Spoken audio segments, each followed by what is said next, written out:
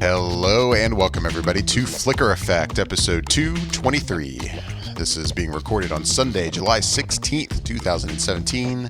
I'm David Lott. Joining me this week is Bobby Jackson. Hey, what's up everybody? Jascha Wilson. Hey, everyone. And Michelle Curry. Hi, everybody. What's up, guys? How's it going? It's going good. Is it good? Okay. It's T-minus like 4 days to Comic-Con. It is. Really, Sounds Michelle? We depressed. just talked about this. I know. I'm sorry. I can't. We just said something. Wow. Okay. Just He's like that, right out the gate. Right out the gate. Forgot all about everything we talked about. That's all out the window and rub it in Jascha's face. Yeah. Literally just right out the gate. Like, oh, we're a T-minus. And I was like, God damn it, woman. You love me. 4 days until the official start. 4 days. Almost there. You guys are mean.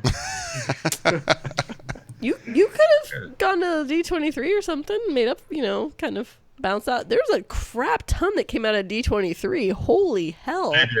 They did. They've actually been pretty solid about letting information out and showing stuff too. That would have been pretty fun to go to. Man, yeah, like I just keep seeing like all these alerts coming out of D23 and all these announcements. I'm like, Jesus, like I'm like, are y'all saving anything for Comic-Con? You're just going to throw it all out there this week. Fuck it all. Yeah, my Bobby Jackson feed has been going crazy. Dude, I know it, right? Bobby Jackson's been blowing up my phone. Bobby Jackson feed is going nuts. Going strong. I was like, I guess I gotta send you guys messages because there's a ton of stuff going on, and I didn't know how much you guys had a chance to see the feeds because it was obviously the weekend, but there was just a ton of stuff. So I was like, God, I know I'm blowing up everybody's phone right now, but I can't help it. I can't stop. There's so much going on right now. No, it's cool. Like, I actually enjoy getting the alerts and stuff like that because whatever. I mean, it's fun to share with you guys. So I know that we all keep each other in the loop. Sometimes, it just happens to be that way. So yeah, I personally enjoy getting the messages, Bobby. So don't ever think that I don't. And if I can't, then I just won't reply. But for the most part, I think they're all great.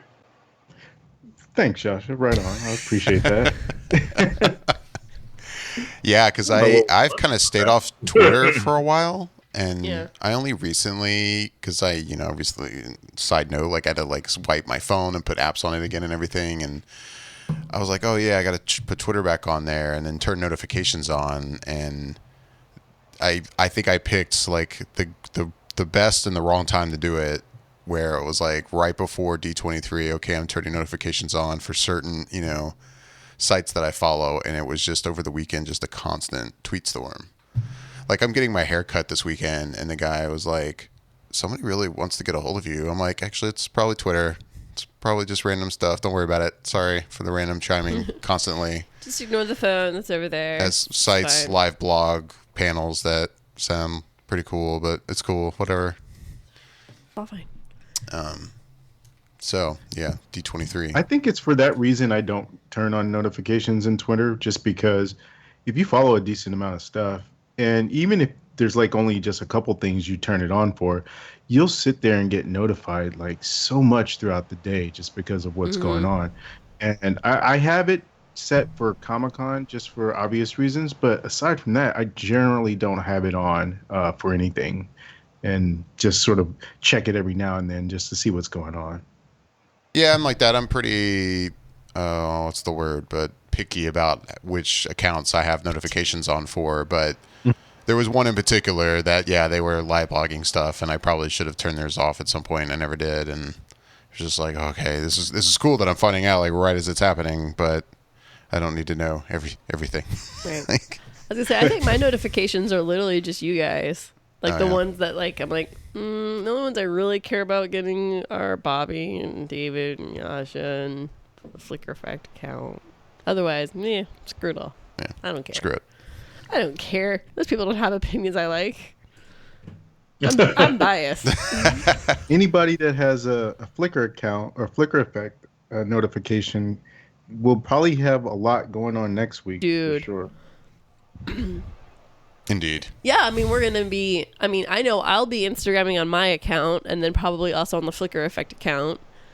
And then, yeah, I think between like you and David, you guys can do a lot on the Twitter. So like, yeah, we'll be blowing up the old interwebs.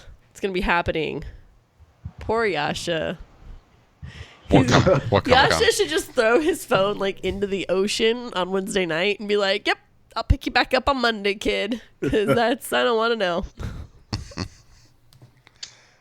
When are you leaving, Jascha? I leave Thursday. Okay.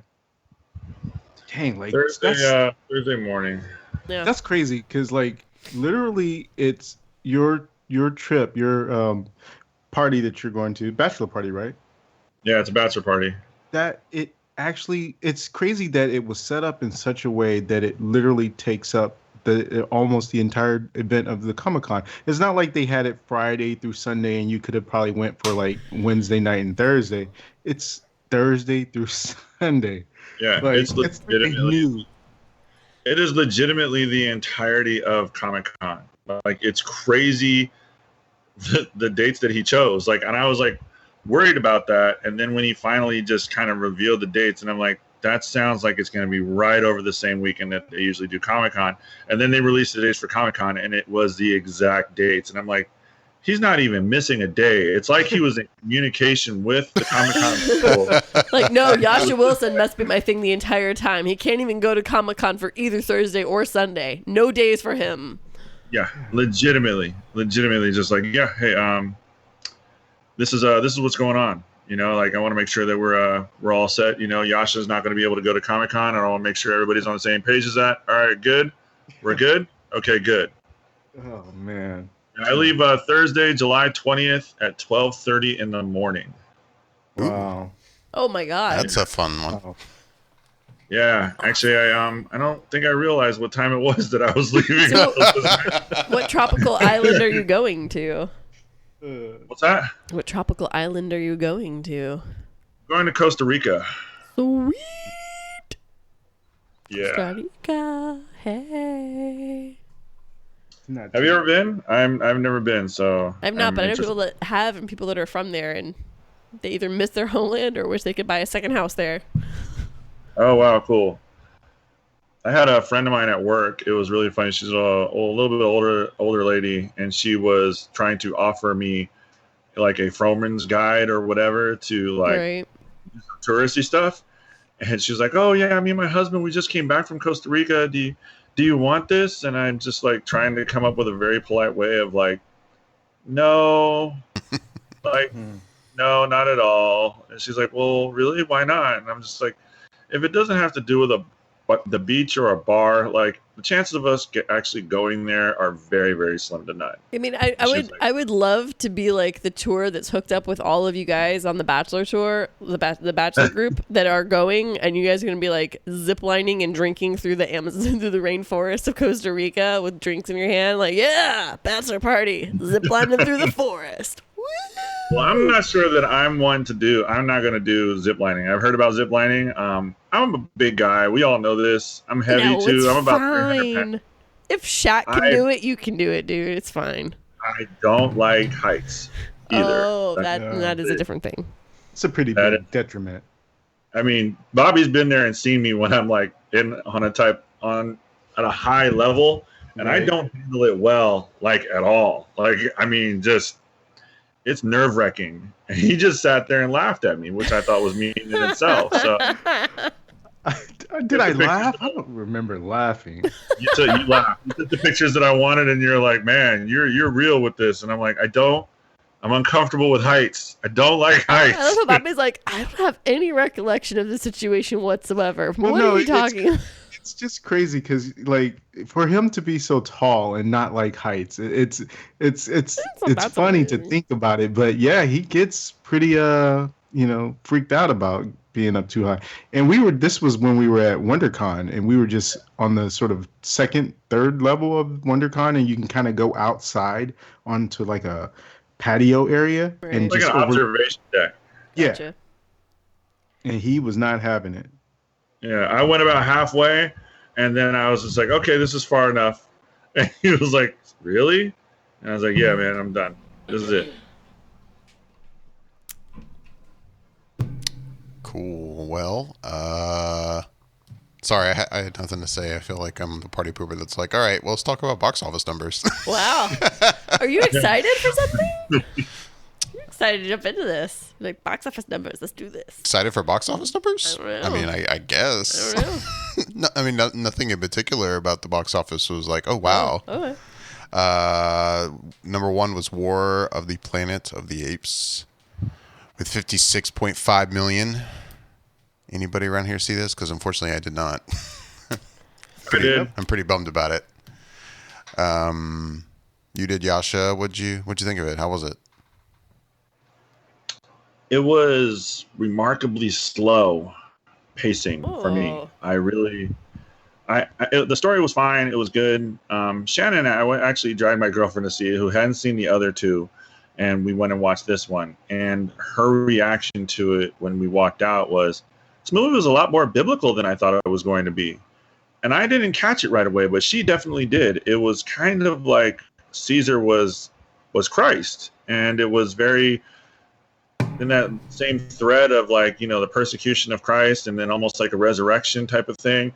About 20 minutes into the film, I looked at her and I was like, this is very cowboys and Indians. I mean, even when the apes were painted up and everything kind of like in their war paint, it very was much like cowboys and Indians, but she took it a step further and was like, this is very much like the crucifixion of Christ. And she took that religious aspect of it and just ran through all of it. And I was like, wow, you actually have really good insight on that. That is fairly accurate as to like what you just described. And I couldn't believe it, but she pointed it out to me, and that's kind of what I got from it.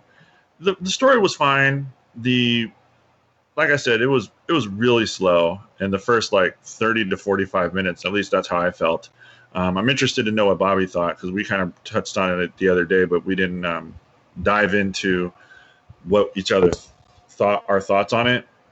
But it was a good enough story. It was almost like a nice finishing to this trilogy, I feel, for this movie. But it was interesting. It was good. The special effects were phenomenal. That's one thing that you can't get away from. Like, the special effects for the apes are just beyond amazing. So it's phenomenal how that you would swear that they're real apes that are sitting there talking and showing the aging process of Caesar over the years, as to from a young chimpanzee or young ape to what he is now, full grown, just almost walking on his, like a man most of the film. It was, and the close-ups that they have for his face, you can almost see a little bit of Andy Serkis in there, but it was damn good. It was, the special effects were pretty freaking amazing. So those are my thoughts. Bobby, what'd you think of it? I loved it. I think what Matt Reeves has done with these two last movies is really show a through line for the character of Caesar. And the other one was on the other day, the Dawn for the Planet of the Apes.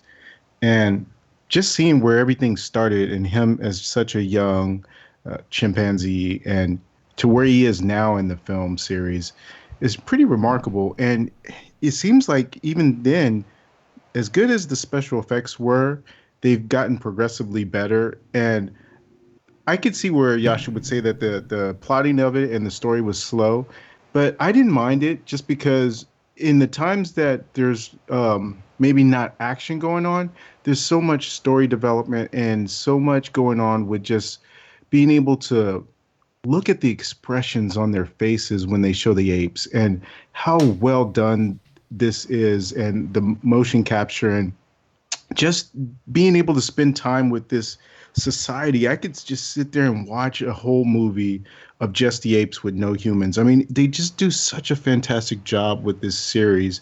And I thought if this was the end in terms of like this trilogy and they don't plan to make any more, then to me, this stands toe to toe and shoulder to shoulder with some of the greatest trilogies out there, just because they've done such a fantastic job from movie to movie.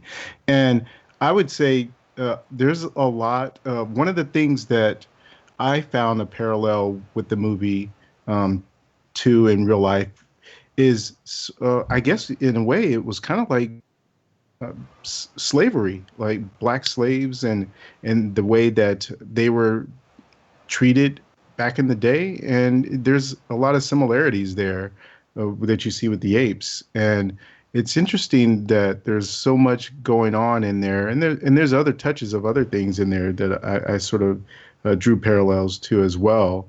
But I just think that they've done such a masterful job of telling this story and having you invested in these apes and being able to see where their story takes you.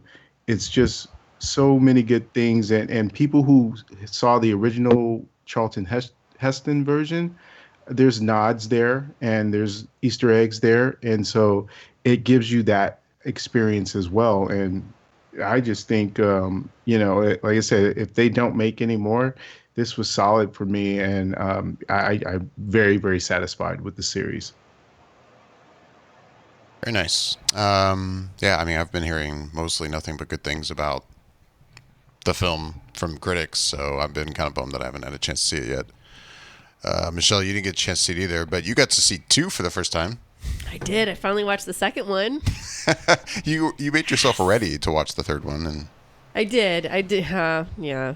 I tried to be good. I tried to be a good little studious person. Saw the second one. Yeah, it just didn't work out this weekend. But I will say, what is it? The second one's what? Rise of the Planet of the Apes? Yes. Oh, wait. Yeah. Yes, it's Rise. I really liked it a lot. That was really good. Like, I was at home, I was like, damn, this is a stellar storytelling, my friend. This is great. Like, it was really good. I was very impressed with that film. I didn't think I was going to like it as much as I did, but yeah. I liked it a lot, actually. The story just unfolds really well, and of course the special effects were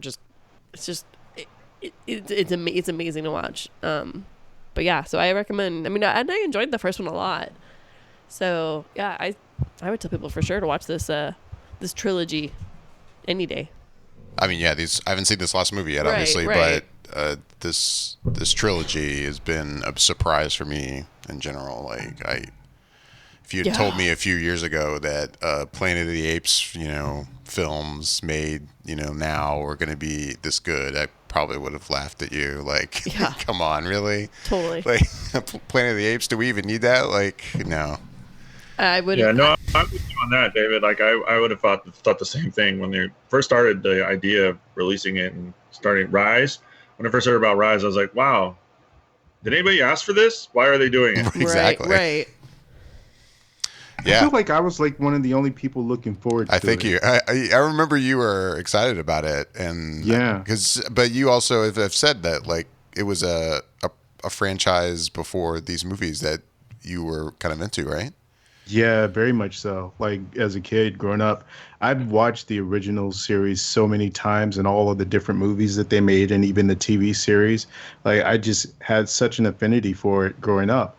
And the Mark Wahlberg one was such a disappointment, so much so that people very rarely even mention it at this point in time. They'll mention the Charlton Heston versions, and then they'll talk about this newer version, but very rarely do you hear about the Tim Burton Mark Wahlberg version. But once this one was coming out, it just looked different and had sort of a more of a feel to it that even though it wasn't what I was getting from the original one, it was interesting enough in a different take that I was like on board for it. So when I saw it and it turned out to be as good as I was hoping, I was very much excited for what more things that they were going to do with the series. No, I'm with you on that. Like, I mean, I used to watch them as well, and the Mark Wahlberg one, admittedly, does need to be forgotten and kind of like just glazed over as if it didn't really happen. But I've been pleased with it all the way up until recently. Well, actually, that's not even fair to say, because I did enjoy the movie, and listening to your comments on it, Bobby, like, I mean, you're right. I mean, it did have some really good story development, and you get to see the inner workings of the apes and whatnot for the beginning of the film, which was enjoyable. I just found the pacing to be a little slow, but that not being said, I did enjoy the movie. I don't think I enjoyed it as much as I did the first two for whatever reason, but I did enjoy the movie.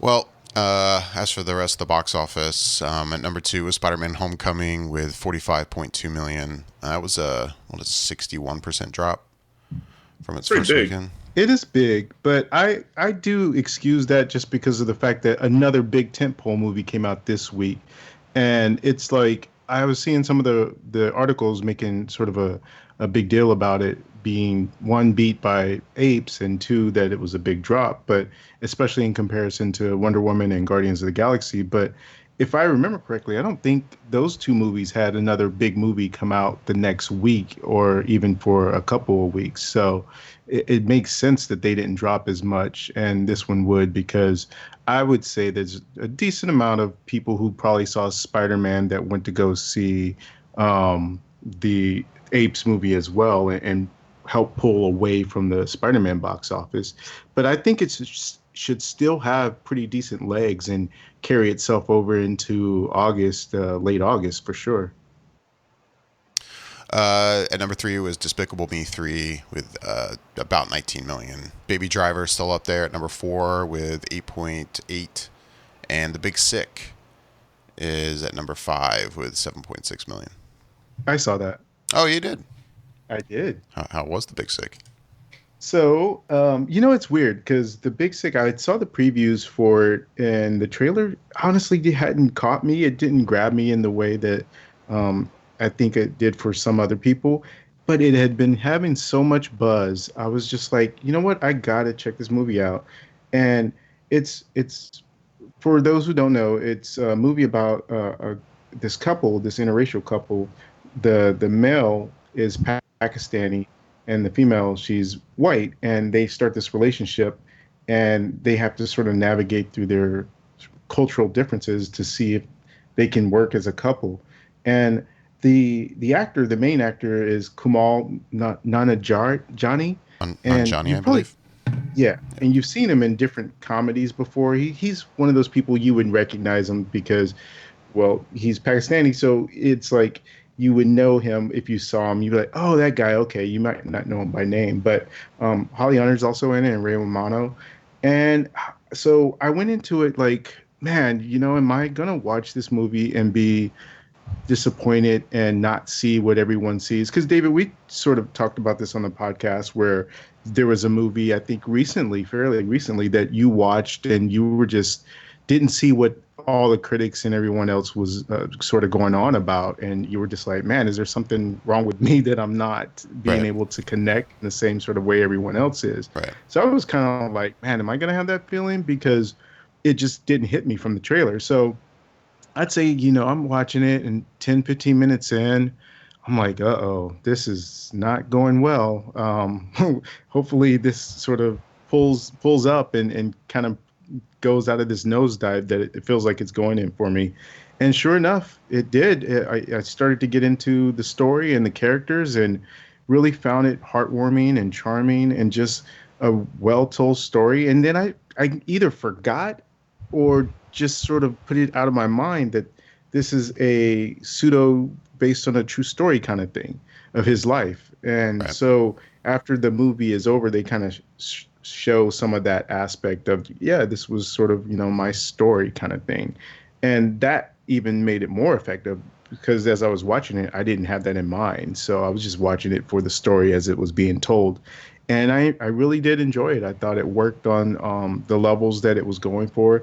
It's a dramedy, as they say. It's more played towards a regular straightforward sort of, not, I wouldn't say romantic comedy. It didn't quite give me that feel, but it had the feeling of something that was something akin to, if you've seen Master of None, it sort of reminded me of that in a certain sense, but in a long form story. And it worked really well. I liked it a lot. Very cool. Yeah, I've been looking forward to seeing it. Obviously, I haven't had a chance to yet, but I don't know. The trailer worked for me for sure. I thought it looked pretty good. No, it looks really good, actually. I've been wanting to see that one. Cool. I'm with Bobby. Like I definitely wanted to see that. Bobby and I talked about that the other day. I just didn't get an opportunity to go and see it, but I saw Master of None. I've seen Master of None, and I like that a lot. So I'm looking forward to seeing this. Cool. Anybody watch anything else this week? Want to talk about? I have. Yeah. Yeah, I started the series that Netflix just released, Friends from College. Oh, I wanted to Start that. Gosh dang it, I forgot that started this weekend. Oh. I mean, what can I say? It's exactly what you are hoping for. It is. I am thoroughly see the show. It looks hilarious. It's not going anywhere. It's on Netflix. I know. So it's like, I don't think you're just like, I want to watch it.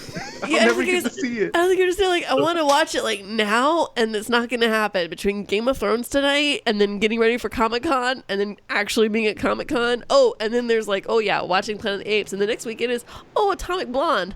I don't have time, and I'm so sad. Well, sad. look, if it's on Netflix and it's in a Netflix original film, like if you have a device that you want to download these films on, they're 30-minute episodes. Download a few of them and watch them on the plane on the way out here. Oh, see, you're talking too much energy. Look at that. Now. Too much energy? It takes less than a minute to download like 3 episodes. Like, what are you talking about? Too much energy. You've my limits of laziness know no bounds. Clearly, I mean, I assume like clearly, but I mean, for those that know, friends from college stars Keegan, excuse me, Annie Parise, Jason Park, Fred Savage, Nat Faxon, Colby Smulders, Greg Gurman, and Billy Eichner, and there are some very laugh out loud moments in this film, but you can see that it's going to be more of a dramedy type role. It's just very enjoyable. And you can see how this would be these characters actually living, or these people really actually interacting with each other. It's really good. It's really, really entertaining. I'm thoroughly enjoying it. And I'm stoked to finish the series. Like, I can't wait. Like, I'm really excited to just finish it. It's that much of an enjoyment. I really dig the show. So, Michelle, if you want to watch this, I highly, highly recommend it because I do not think you will be disappointed. It is everything that I was expecting and hoping it would be, and it hasn't disappointed just yet. It looks freaking hilarious. It has everybody I like. I like all these peoples. Oh, yeah. And there are so far, I'm only, like I said, 4 episodes deep, but there have been some surprise guests that have popped in. I'm not going to say who they are. I just want you to watch it because you will really be pleased with some of the at least one surprise guest that kind of popped into the show. I'm hoping that this person comes back, but it is definitely, their character is definitely enjoyable. And I'm really enjoying it. The interaction with each other, they all play off so well. And all these people do comedy so well. And a dramatic aspect of it, almost to seriousness. It's just, you're already, I'm only 4 episodes in and I'm already engaged and attached to all of these characters. And I want to know what's going to happen. It's great. I'm really enjoying it. Yeah, I also forgot that came out on the 14th, but someday. Totally forgot. Yeah, I mean, because this week I started, my wife and I, like, finally were playing catch up with, what is it, Big Little Lies? Oh, that's right. Oh, I finished it. Which you finished it. I forgot I finished it. Hey, you watched something else, Michelle. Man. I think I've got like 2 episodes left, and I'm definitely, because I'm in the midst of like, okay, we watched like 2 episodes a night, I'm like in that zone of like, okay, I really want to finish this. I'm kind of into it now. Oh yeah. But you finished it. Yeah. It's good. Yeah. Okay, good. The downside to Big Little Lies is you can't really talk about it because. No, I don't want you to tell me. No, I know. No, but it's good. Like, and as the show goes for a whole, the writing is excellent and the directing is good. The editing is spectacular. Like, it's done. It's a very well from start to finish. The whole. I don't want to lose anything anybody says. Okay, go ahead. It's a highly recommended show, I would say, for sure. It's a great series. Cool. HBO. What? So the Emmy nominations came out. Was that one of the shows that got nominated? I didn't have a chance to honestly look to see what the shows were this year that got nominated. I forget how many Big Little Lies got, but it did get some nominations. And then The Handmaid's Tale got 13. What? I'm so happy. Wait, how many did The Handmaid's Tale get? 13, but there's somebody that got, wow, God, what show was it? Got 22 nominations. It's insane. Was it 12 or was it 13?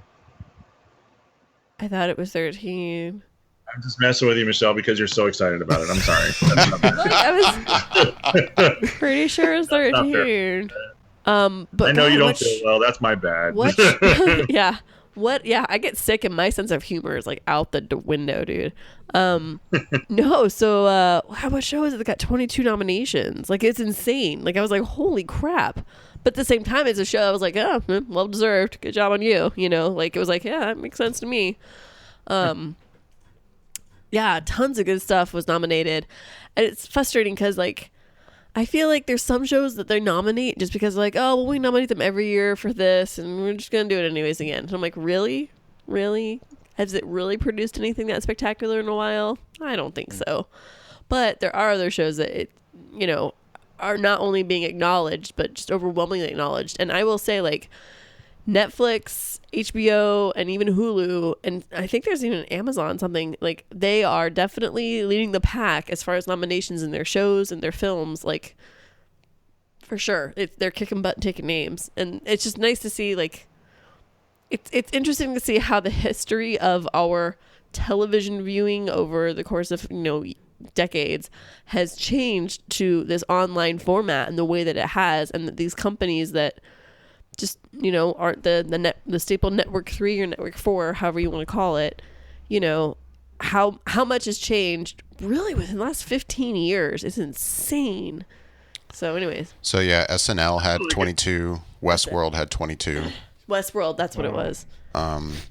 Feud, Bet, and Joan had 18. I mean, there's a few with a bunch. Like Stranger Things had 19. Yeah. Veep had 17. Big Little Lies had 16. Fargo had 16. The Crown had 13. Yeah.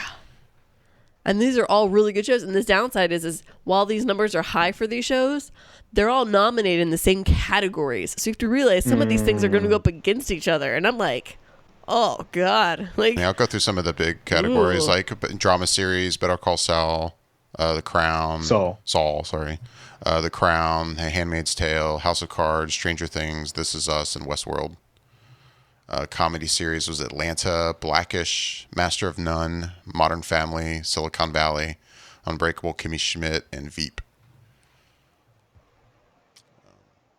It's a good stack category right there. Yeah. Yeah. That's what I'm saying. A lot of these are, like, I've seen a lot of these shows, and there's a lot of shows that I haven't seen, but I've heard how excellent they are, and so to hear that so many things are going against each other, I'm like, ooh, I'm super glad I don't have to vote for the Emmys. Right. Like, yay. Yeah, what did, by network, HBO had 111, Netflix had 91. Those are the two big ones. That's insane. That's saying something. I mean, like I said, like, literally, if I look back at 15 years ago, right. I mean, honestly, like, oh, it's crazy. And then, yeah it's changed NBC with 64, FX like with 55. What were you saying, Jascha?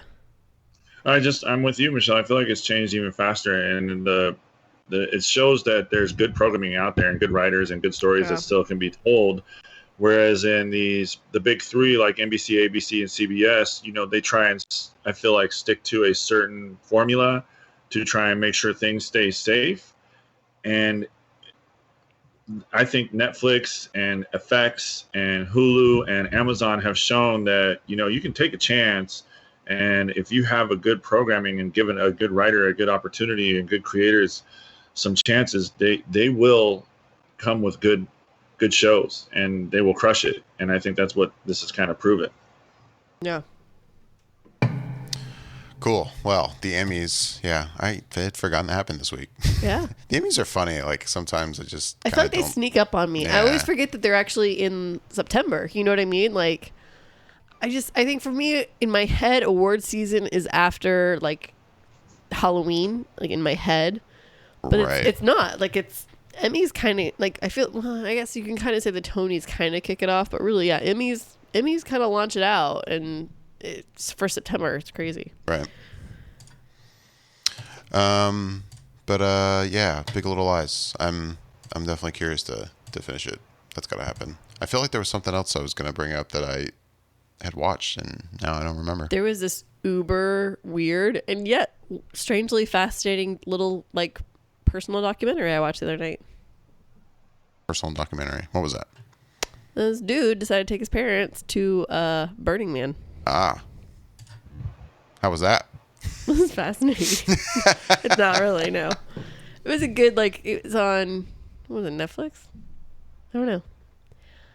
No, I think it's on Hulu. Or Hulu. Did you like it? No, I saw it too. Like, David's like sitting here screwing I'm acting with like I haven't me. seen it. And I'm like, you watched it with me, you dingy. Like, Yeah, it was, what was it? I'm How'd trying you to remember. find it?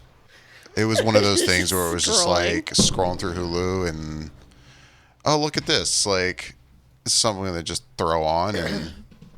But we're talking about our preparations for Comic-Con. Like, packing, and Right.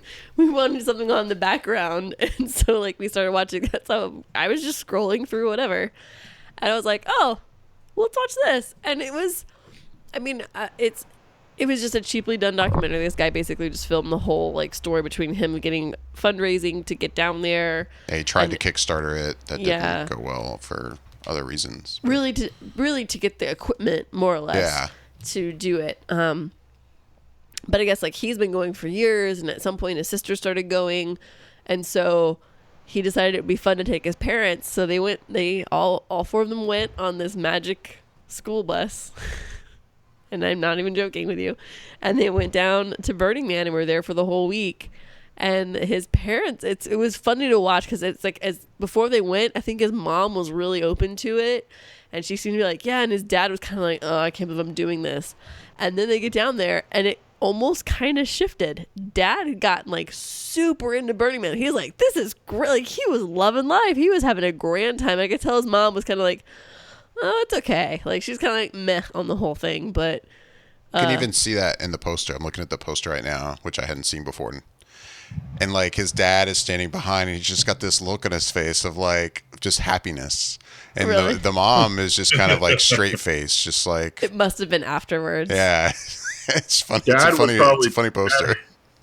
Dad had to be tripping balls. You just know he was high as a fucking He's kite. got that look on his Like face. he enjoyed it 'cause Here's what he I will slipped say. something to Dad. That's what he did. He slipped something to Dad, and Dad was just like, "What? This is Burning Man, Right. Oh, dude." I think it was. I'm I all think it about was the start of the realization that women are basically walking around topless, and I think he's like, "Aha! Boom. I'm super okay with Suddenly, this. this is a great time. Suddenly, this is an amazing week."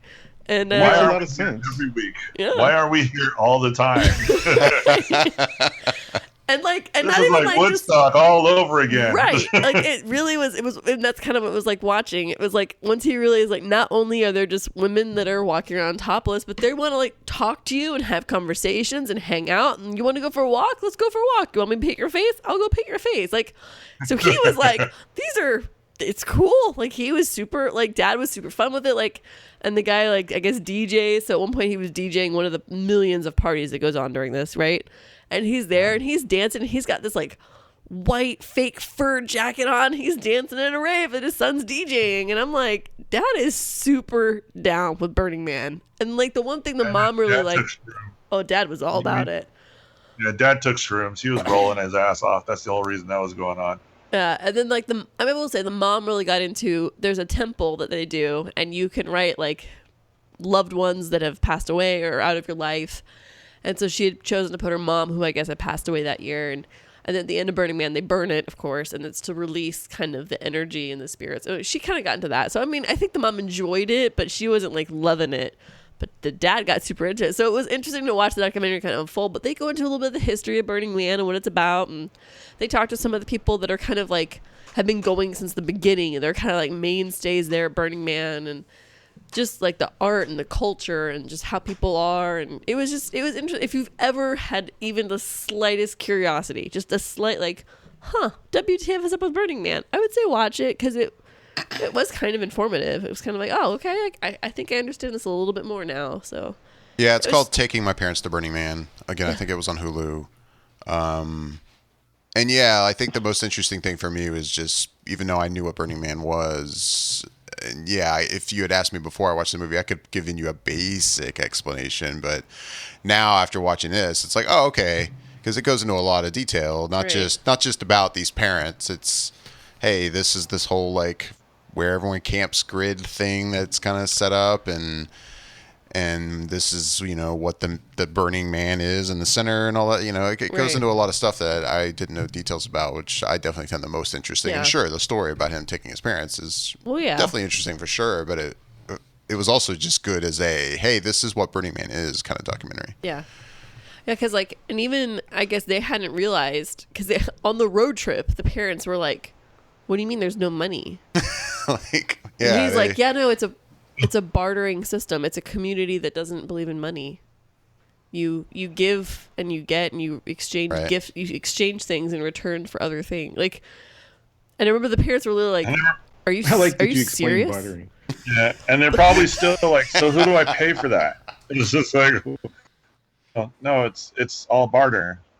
Yeah, right. So where's barter and how do I cash out? Right. It was just funny. Like his parents, it hit them, and you could see it in their face. They just went, "Are you serious right now?" And he's like, "Yeah," and they're like, "We're literally on the road there. We're halfway to Nevada, and you're just now laying this goose egg on us." So wow, they really weren't prepped for this yet. Okay. Yeah. So yeah. Yeah, it looks like it came out back in 2014, or at least that's when it was made. Yeah. And it was interesting. I mean, yeah, it's like you said, it wasn't like a big budget production by any stretch of the imagination, but it worked. It was good. It was a good put it on the background kind of thing to like I said, like you and I were talking about prepping for the trip and everything. So I mean, it worked out well. Yeah. So check it out. Yeah, like I said, recommend it. If you have any slight interest whatsoever, check it out. Yeah, definitely. So what else did you watch? That's it. Was that what you were thinking about? No, there was something. Oh, I don't know what it was. I thought there was something else I watched. I mean, like I said, my head has been in Big Little Lies territory trying to finish that. Big Little Lies. Big Little Lies. Yeah, I think that was it.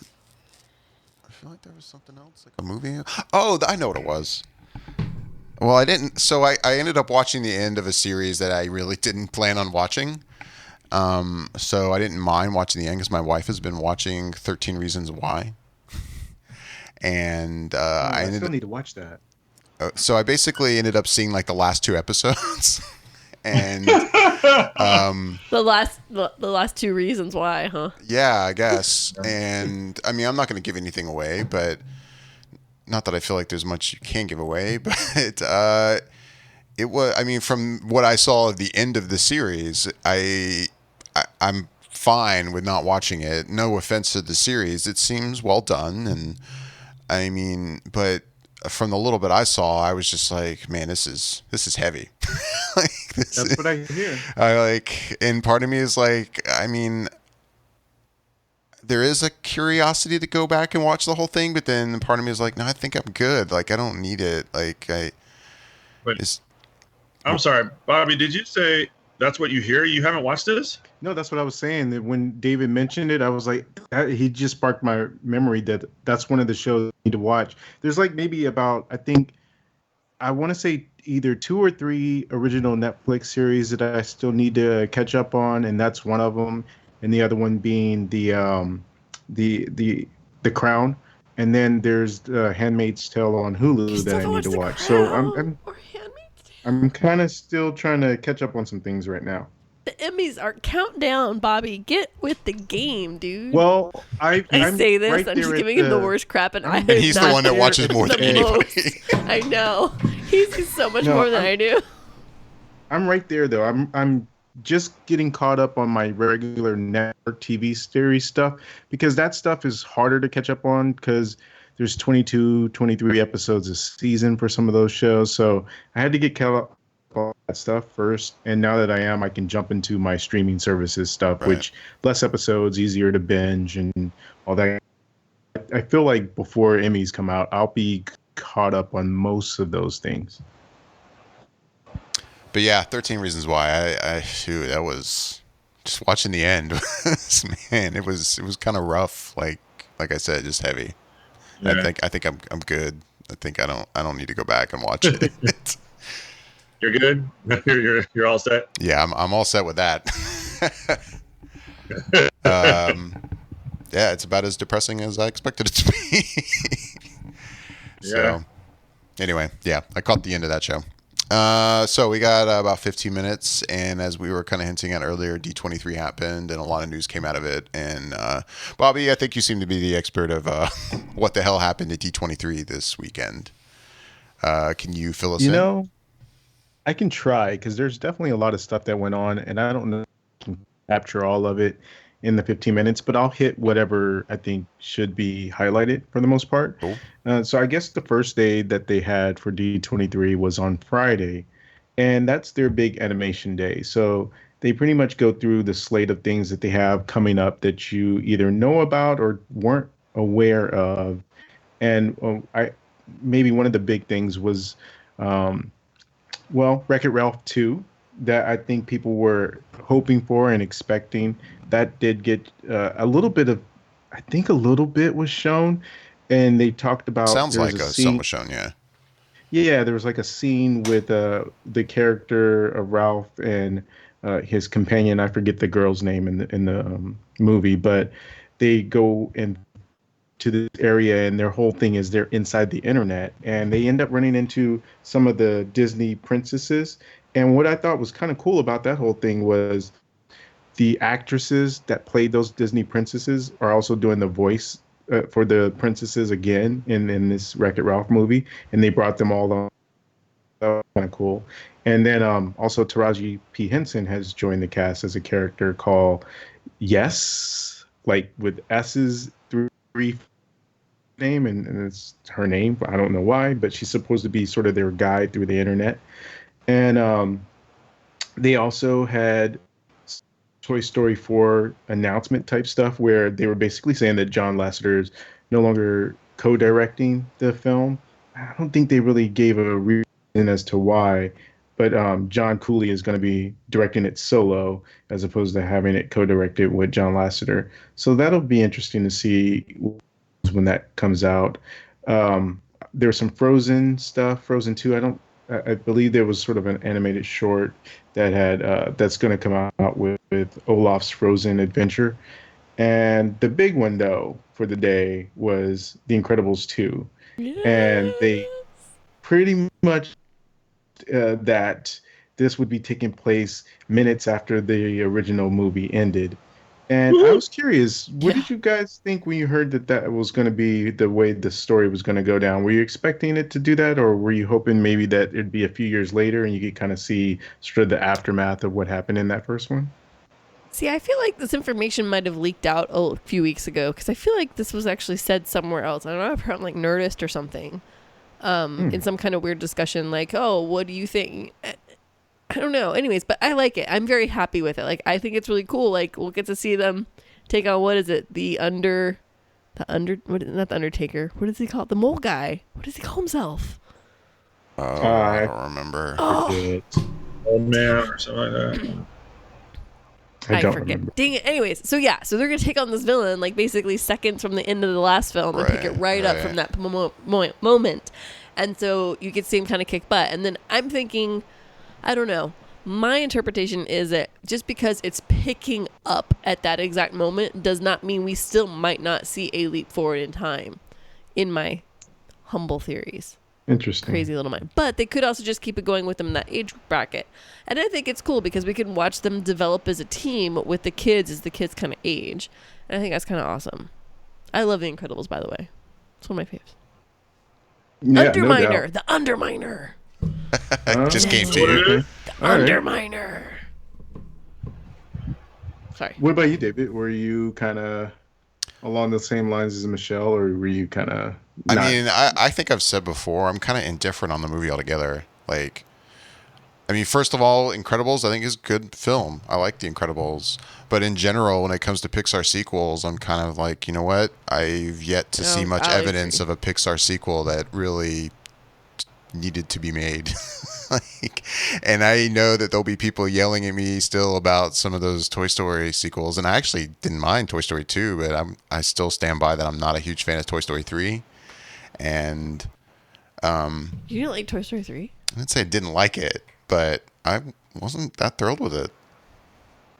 And I've seen it more than once. I'm sure. Yeah, that I don't doubt. But I'm like, what? Wait, what? I know. I fully understand that I stand basically alone in this. Because I didn't love it. Like, it was like, oh, this is the best. But I don't know. A lot of people treat Toy Story 3 like it is way up there on the pedestal of animation, I feel like. And yeah, I don't know. And I'm not going to get into that whole thing now. But yeah, in general, Pixar sequels are...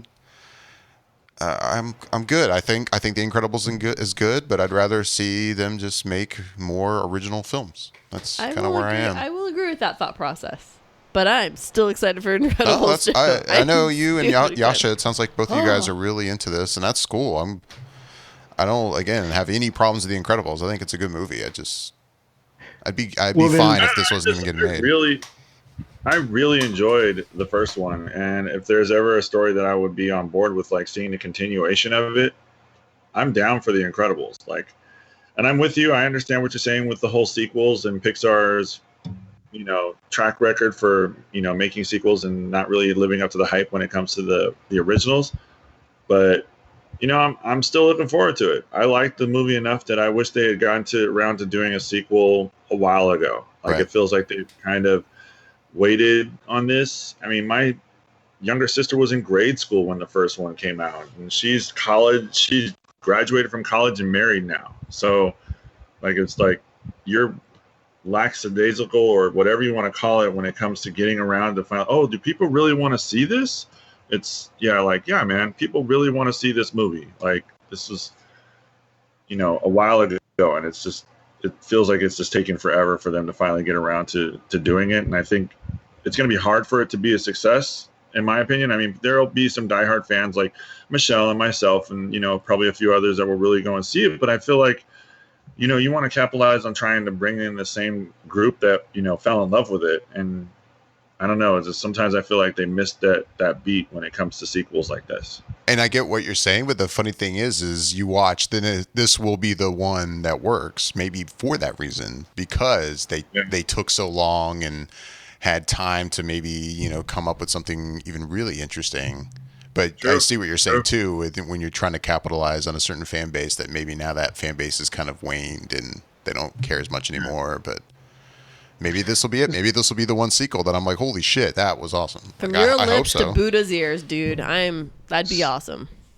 So, David, to your point, then, does that mean that you, at least on a level of appreciation, regardless of what you thought of the movie in and of itself, did you prefer the fact that they did something like the Good Dinosaur as opposed to just doing another sequel to something else? And are you looking forward to Coco when that comes out? Yes. Yeah. I mean, I haven't. Good Dinosaur. The funny thing is, I haven't even watched that one yet, like all the way through. Wait, what? Like, no, it's one of those Pixar films I've kind of missed, and I say kind of because my kids have watched it, so I have seen it in parts, but I've never really sat down and watched The Good Dinosaur from front to end. So I don't want to say I've seen it. But yeah, no, I am excited about Coco, and I love the original stuff they've done in the past few years. I mean, again, I think I've said this before, like Up and WALL-E, and those films are great movies. They are. And but yeah, like Cars 2 and Cars 3, and I mean, what else has there been? Monsters University I actually never saw, but I've never really heard anything good about it. Your kids have watched it a few times. I think you have it. I feel like there's been times I've walked up, I'm like, this isn't Monsters, Inc. I think you have it now. Like, I've been like... I haven't even seen any of that. And I've been like, this isn't Monsters, Inc. And I've been very like, what is this? Like, I'm like, what the hell? Maybe they found it on something. I don't know. I don't know. It was on Disney Junior one day, but maybe that's what it was. Because there's one time I was like, "What storyline is this?" Because I haven't seen Monsters University either, and I was like, "What's happening right now?" Like, I was like, "Wait a second. And I was like, "Oh my god, I can't watch." And then and the funny thing is that you mentioned this, and just this evening, early afternoon or late afternoon, my son asked to watch Finding Dory. And we had Finding Dory on, and Finding Nemo is also way, way up there for me. I think Finding Nemo is amazing, and Finding Dory, like the more I watch it, I mean, even the first time I saw it, I think I was kind of like, it's fine. But the more I watch it, the more I'm just like, this yeah, this didn't need to be made either. No, it didn't. I feel that way about Finding Dory, and my girlfriend does as well. And she loved Finding Nemo. Yeah. And we were so excited to see Finding Dory, and we both were just kind of like, Yeah. all right. That's Yeah. general consensus, I think, honestly. Yeah. It just makes you wonder what Pixar would have been if it hadn't have been sort of acquired by Disney, and if they still stood alone. Would they still continue just making originals without making so many sequels, or is that Disney's influence towards Yeah, I don't know. Pixar thing? Part of me feels like it wouldn't have made a difference, but I don't know. It's hard to say. Well, let's see. I guess we should run down some of the other stuff that happened on the other day. So Saturday was Disney for D23, the big live action day. And one of the things that they showed was the long-awaited trailer for Ava DuVernay's A Wrinkle in Time. And based off of a children's book, popular book, I have not personally read it or know much about it. But that trailer did premiere, and a lot of people, at least on the internet, seem to be enjoying the take on it from what they can see so far. I thought it looked interesting. I can't say that it necessarily got me all hyped up for the movie, but yeah, it definitely looks interesting. Something that I look forward to actually being able to experience more of a trailer that sort of drills down into more of the story and some of the aspects there. I didn't know if any of you guys had any particular comment on it. If not, I'll just sort of run down the rest of this stuff. I mean, I'll say I watched the trailer, and I mean, it looks interesting just purely because of the talent that's in it, I would say. That's all. But right. Other than that, I'm kind of indifferent. Okay. I mean, it looks good to me too, but I'm with David. Like, I know nothing about it, so. But I'll definitely watch it. Yeah, I think it's something that should be interesting just in and of itself. And like David said, the talent involved. It seems like it could potentially be something special, and we just need a little bit more from it. Right. It's still early times from it right now. So they also had some announcements for some of the live action stuff that we did know about. One of the things, they had announced some of the cast, and I don't have anything right in front of me that says everyone that was sort of announced, but I do remember Danny DeVito's name being mentioned. And that was the cast for what again? Sorry? Dumbo. Oh, okay. Go ahead. Yeah, and I just remember them mentioning that Danny DeVito was in it, and there was also a couple other actors that had already been mentioned that were part of it. And I think that the production had just started, if not this past week or fairly recent, that production had started.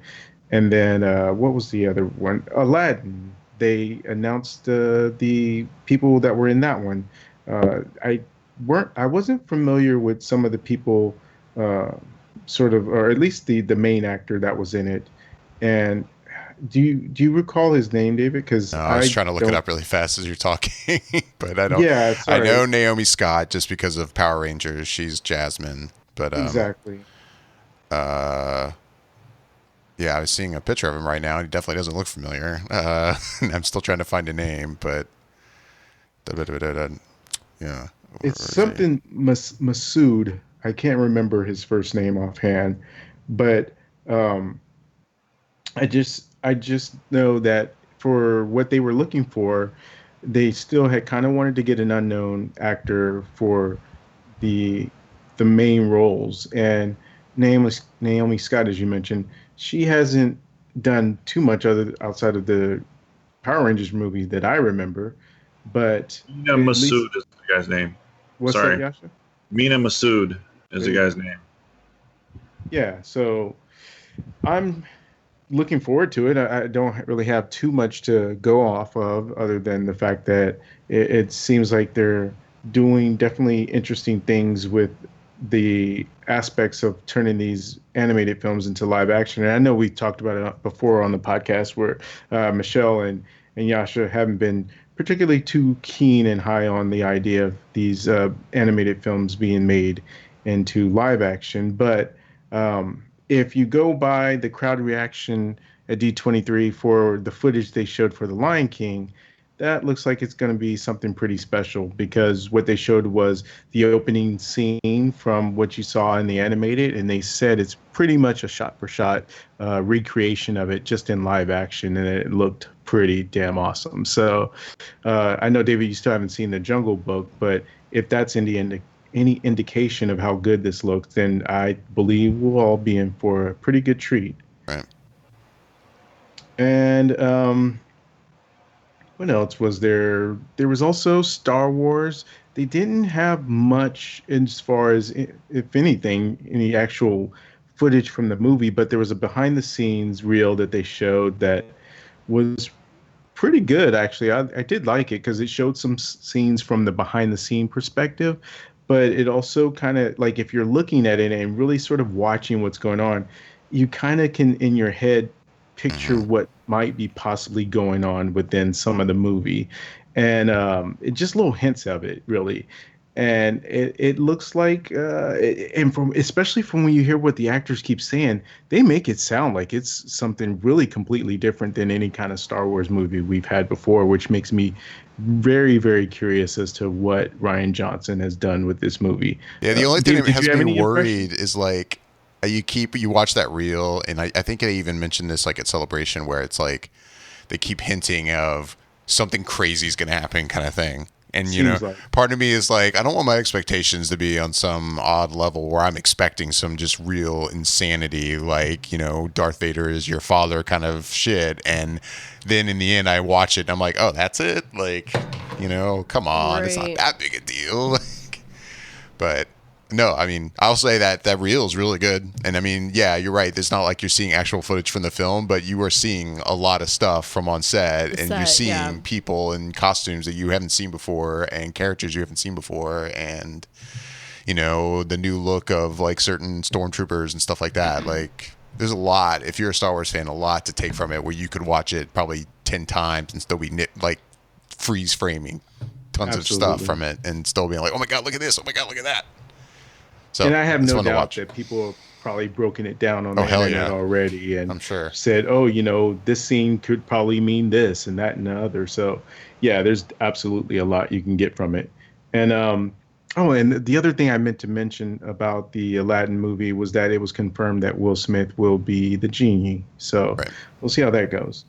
But the showstopper of the day, it seems from all reports, everything I've been hearing, right, is the Avengers Infinity War was shown, 5 minutes of it, and they started it off by Kevin Feige kind of introducing this retrospective look back at the last 10 years with a new Marvel Studios logo that encompasses the 10-year aspect to it. And then they showed the parts of the Avengers Infinity War.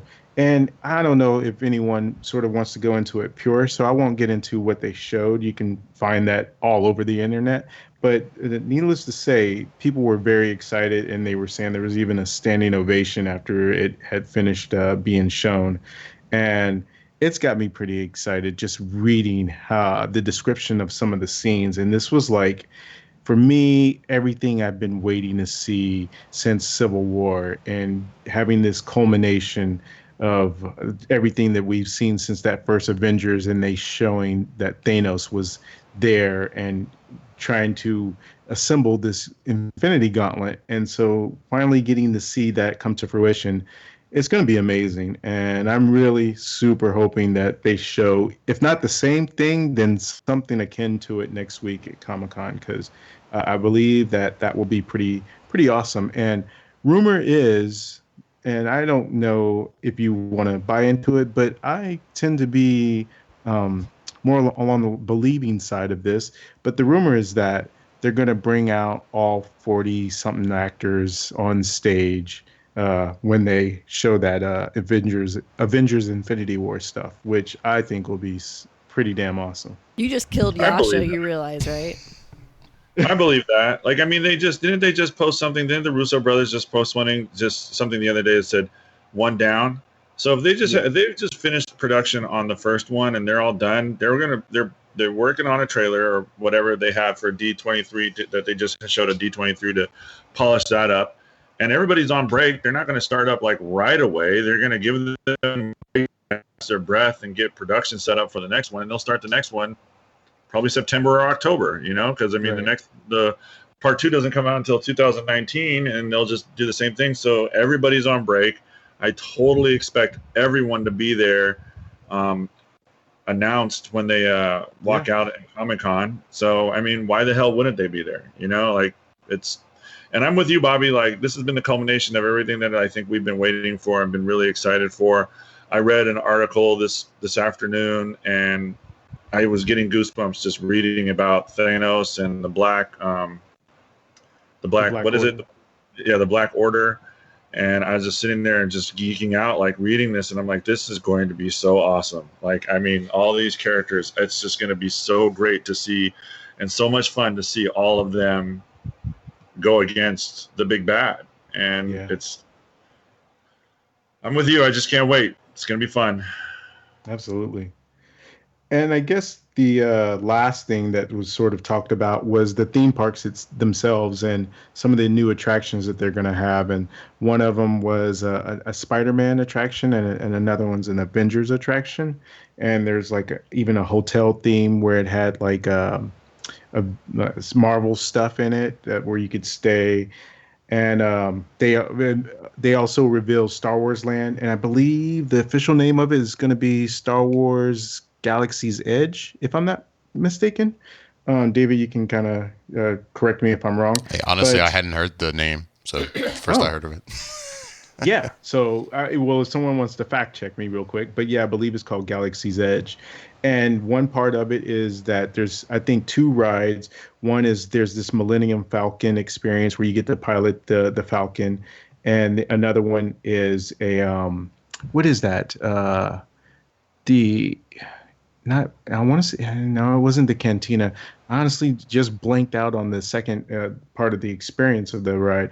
But I just remember thinking, there's 2 rides, and the land itself looks pretty awesome. Like it looks like you will feel like you're really legitimately inside of the theme of Star Wars movies, especially of Mos Eisley in that area. But one thing I do remember thinking to myself is I wish that there had been a 3rd ride that was something to more of a actual ride, sort of like a Space Mountain kind of thing, as opposed to more like, I don't know that the Millennium Falcon thing is more or less one of the things where like how it's Star Tours and you're sitting in something and the seats are sort of moving around, or if it's something where you're on a track and you're moving around someplace. But I wanted to hear about something that was like in motion, something like a roller coaster-ish type ride. But it doesn't seem to have that going on. But I'll still take whatever they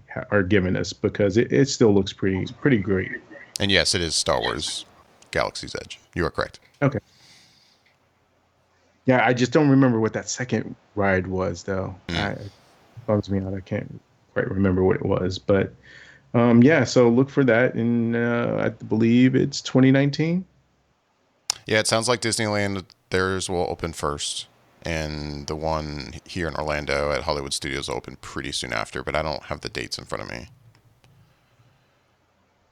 Yeah, if I'm not mistaken, I believe it was the date that they were aiming for, at least, is 2019. Cool. And it's so funny. I saw like a little Instagram picture, and it was like showing the Galaxy's Edge land of Star Wars. And on the left-hand side, it was like, this is what Galaxy Edge looks like in the mock-up. And then next to it is like, this is what it looked like in real life. And all you see is a sea of people. And like, it looks like you'll never be able to get on any of the rides because it's just packed completely. I can't imagine what it'll be like. And it's one of those things where I tend to, having grown up here in Orlando and worked at the parks and know the parks probably too well. It's like, like certain things like this, I'm just going to hold off and wait a few months before I check it out. But then this is like a whole nother ballgame. It's Star Wars. Like, how the fuck do I wait on that? Like, and it's going to be rough. It's going to be one of those things where I've held off from, since I don't work there anymore, of getting an annual pass just because they're so expensive.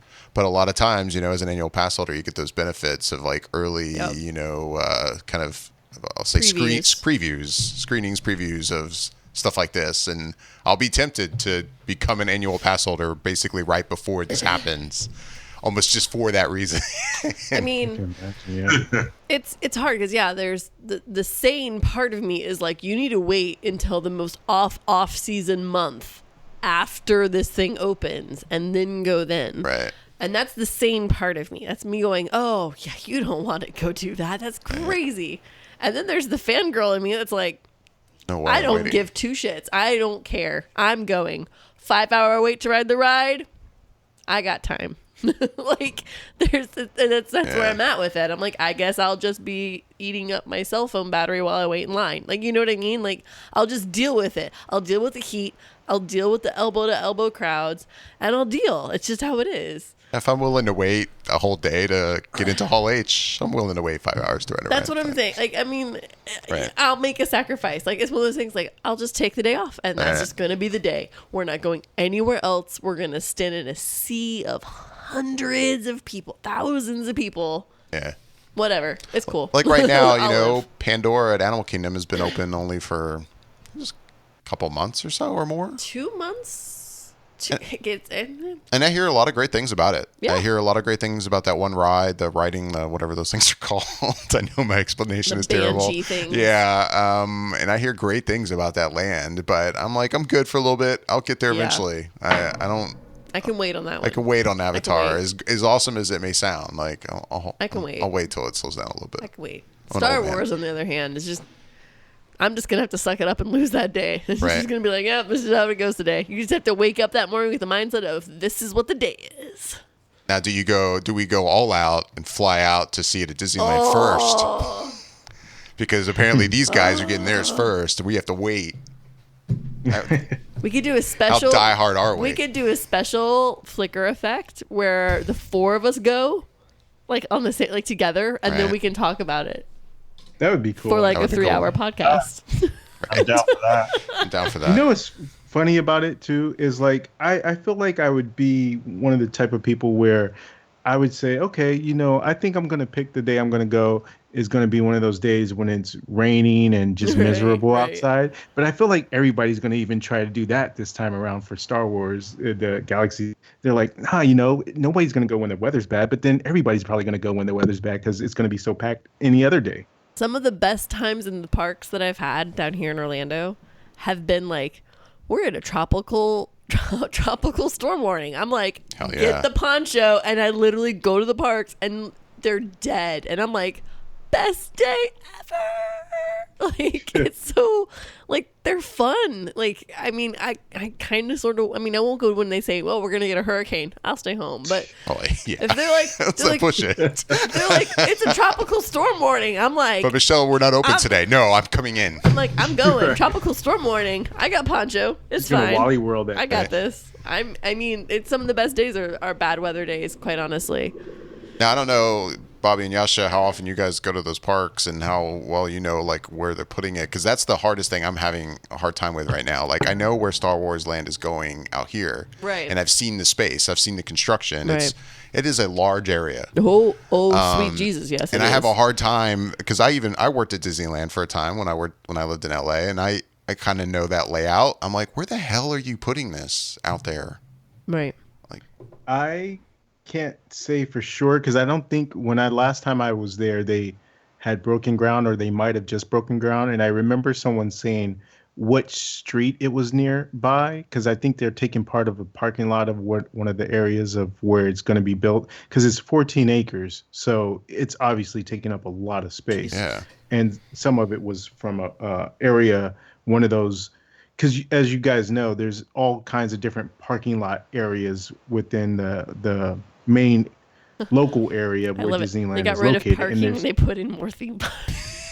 Right. You guys can Uber here. You don't need to park. That's the consensus for any. That's the plan for anything in California when they do any projects on parking. Who needs parking? Parking is for chumps. Get rid of that. what they tend to do is if they're going to take away the parking lot, I see what they usually try and do is build a parking structure after that, because then it's just going up as opposed to laying flat land. Right. So I think that's probably what they'll do, build another parking structure somewhere. I mean, yeah, that's what they did here with Disney Springs, which used to be downtown Disney, Makes and sense. now we have 2 huge parking garages there. Which they needed. They did. Oh, absolutely. It was Because super- now you have all this space. They were able to add all these shops, and it's great. Yep.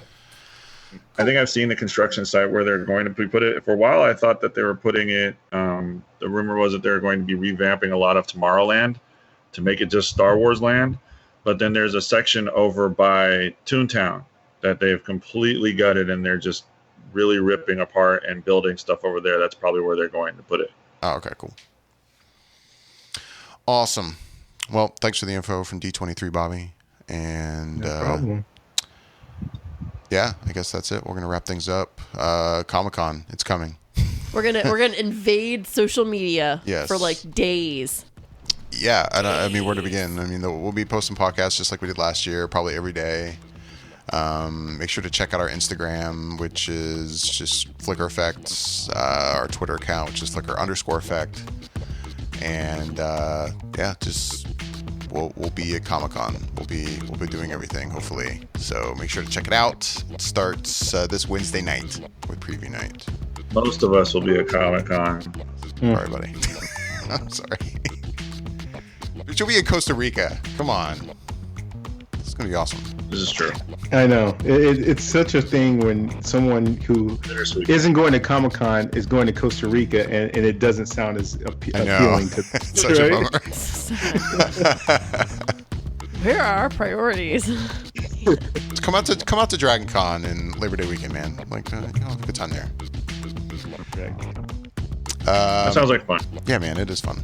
But anyway, we're gonna get out of here. Yeah, like I said, make sure to check all that stuff out. And as always, look for us on any other social media accounts like Facebook and such.